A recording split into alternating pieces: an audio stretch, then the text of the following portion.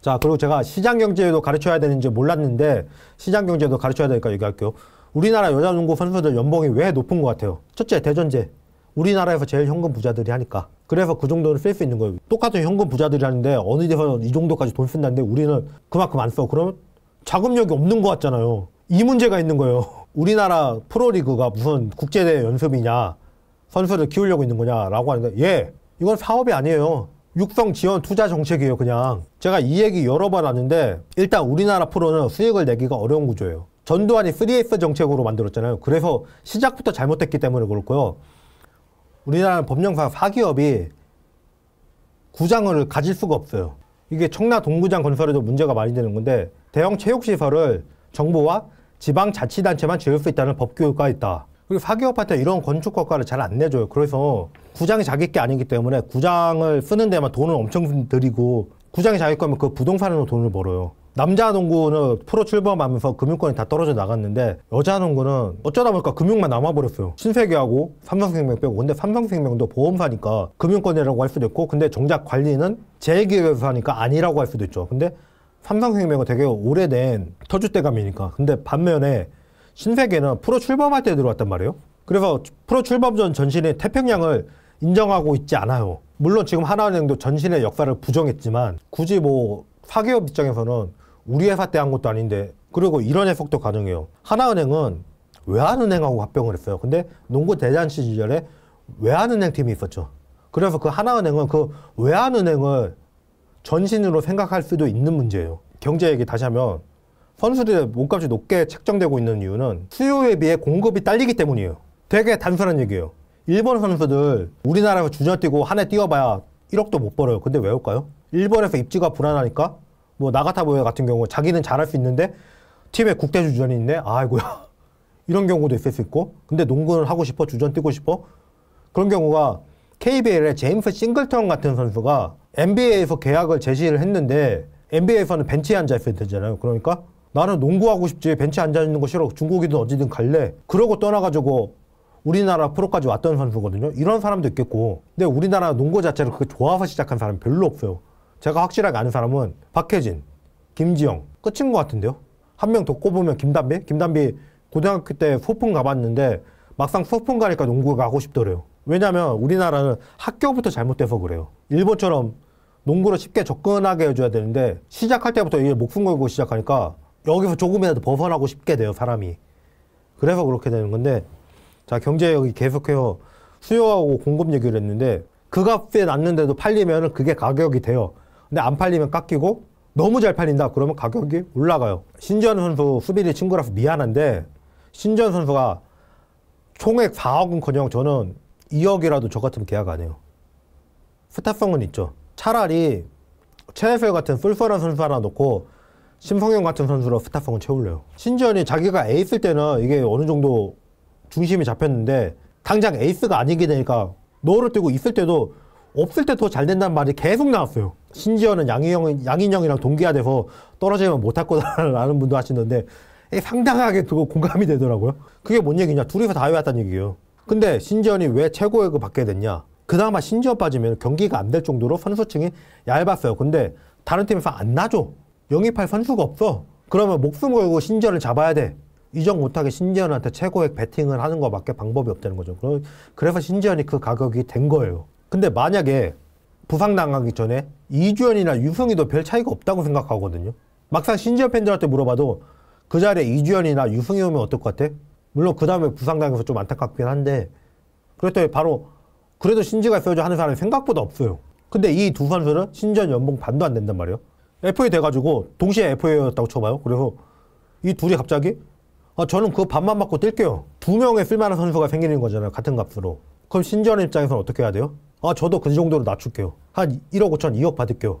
셋 다 1억 5천 불렀어. 그러면 셋 다 계약할 수도 있겠고, 그 중에 필요한 선수 둘을 뽑을 수 있겠죠. FA를 못 잡은 팀이 그 상황을 보고 있다가 갑자기 1억 5천을 불렀던 선수들을 갑자기 2억 부르고 이러진 않아요. 그럼 너 1억 5천에 계약하려고 했었으니까 우리 딱 네 자리가 빈인데 한 1억 2천밖에 안 된다. 그래도 올래? 그럼 FA 미화되는 것보다는 낫잖아요. 예, 갈게요. 그러잖아요. 1억 2천에서 1억 5천 사이가 가격이 돼요. 양인영, 진한이 왜 이렇게 높은 가격에 이번에 사인을 했을 것 같아요. 물론 양인영 진화는 최고액 정도 대우를 받을 만한 선수가 맞다고 봐요. 국가대표에서도 하는 거 보면. 그리고 지금 홍유순이 되게 잘해줘서 좋은데 홍유순은 좀 의외성이 있었고 타니무라 리카는 외국인 선수고 빼면 배혜윤 제외하면은 그만한 그 버금가는 센터가 없어요. 그러다 보니까 어떻게 해요? 잡으려면 최고액을 베팅을 해야죠.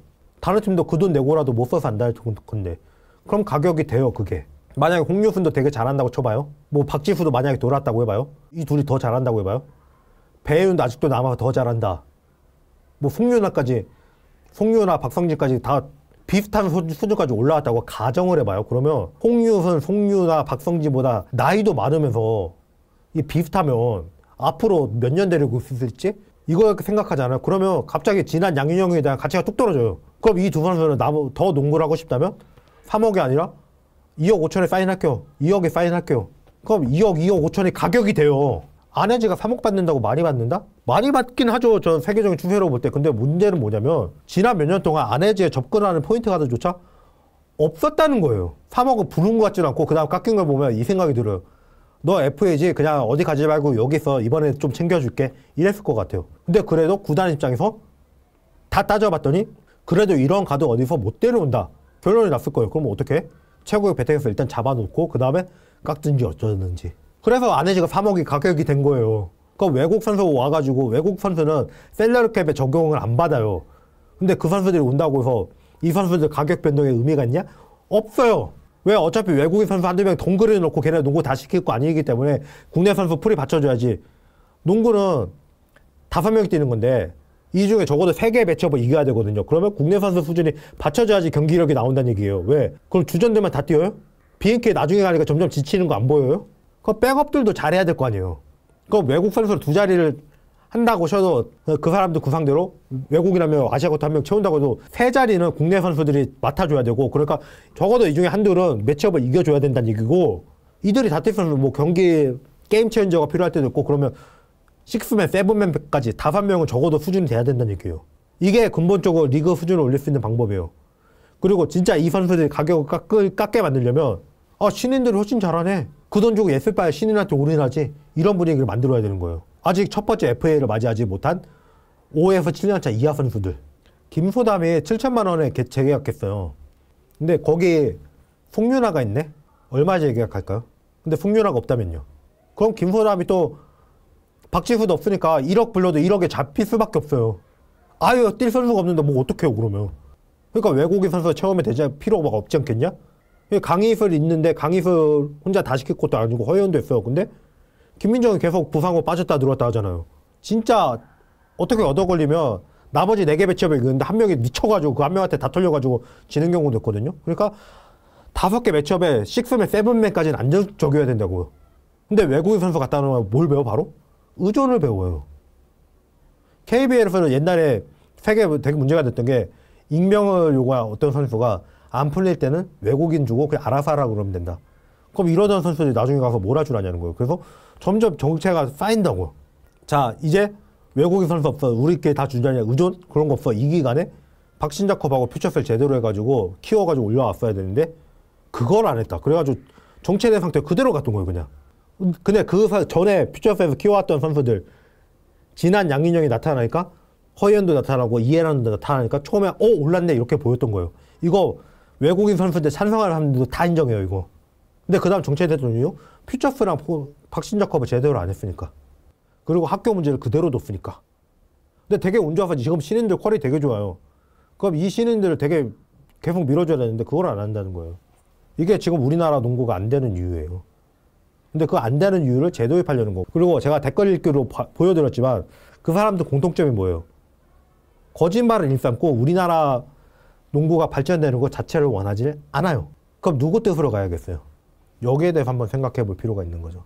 그냥 지금 있는 선수들한테 드래프트 도전하게 만들어주고 그건 자리를 만들어줘야 되는 거예요. 안 그러면 이 선수들은 그냥 프로로 오질 않아요. 일단 그게 먼저고 그 다음에 학생 선수 수를 높이고 저는 비디아킴처럼 아예 더 창설을 하는 건 반대예요. 왜? 이미 공급이 딸리는데 수요만 늘려서 뭐 할 거냐는 거예요. 저는 이 공급을 늘릴 수 있는 방법 자체를 얘기하는 거예요. 여기가 풀이 위험하다가 아니라 아예 망했어요, 진짜. 팜이 완전 망했어요. 어떤 방법을 써도 일단 여기를 살려부터 가야 돼요. 살리고 가야 되는 거지. 남자 농구처럼 뭐 연습도 못하고 뭐 대학에서 더 배우고 오는 것도 아니고 이런 데 하는 거는 그건 아니죠. 텍스트를 볼 때는 그 텍스트의 배경도 볼 줄 알아야 되는 건데 그걸 할 줄 모르는 사람들이 채널 와서 댓글 달고 있으니까 제가 저한테 되게 동조하는 분들한테도 얘기 듣다 보면 억장이 무너질 때가 되게 많아요. 와, 내가 저렇게밖에 말을 못했나고. 그 사람도 저를 응원하고 있다고 생각하죠. 근데 저는 억장이 무너지는데. 그래서 좀 더 얘기를 해보자면 그러면 진짜로 뭔 소리인지 아무것도 못 알아들었고 그냥 근거 없이 자기가 했던 생각이랑 비슷하니까 자기도 왜 그렇게 해야 되는지 근본적인 이유는 모르면서 이런 걸 보면 저 더 억장이 무너져요. 양인영, 진한, 김정은 공절 대체 왜 안 되냐 이 얘기를 하려고 했는데 지금 일단 시간이 모자라서 그 얘기는 좀 다음으로 넘길게요. 예, 다음에 뵙겠습니다.